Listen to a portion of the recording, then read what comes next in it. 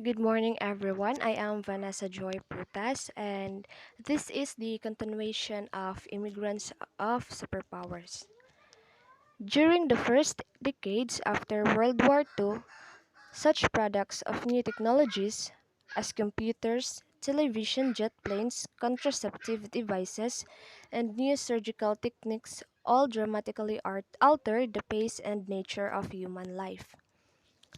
So the rapid changes in society were fueled by scientific advances and vigorous economic growth.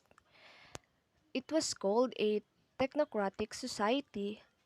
A technocracy is a model of governance wherein the decision makers are chosen for office based on their technical expertise and background. And the European society was dramatically altered after 1945. It had witnessed experimentation with drugs, the appearance of hardcore pornography, and new sexual, but these indicators of a new attitude appear mostly in major cities and touch only small numbers of people. So after World War II, changes in manners and morals were far more extensive and far more noticeable.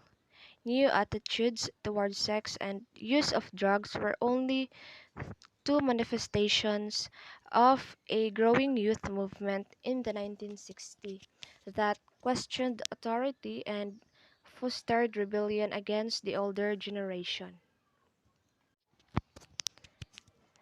But by the late 1960s, women began to assert their rights against and speak as feminists. As the economies of the Western European countries revived in the 1950s and 1960s, a severe labor shortage forced them to rely on foreign workers. World War II has been notable for its diversity and innovation, especially since 1970. New directions have led some observers to speak of a modern cultural world. Workers had been recruited for economic reasons.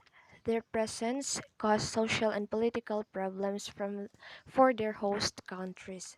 So the great influx of foreigners, many of them now white, has strained not only social severe service of European countries but also the patience of native residents who oppose making their countries ethnically diverse.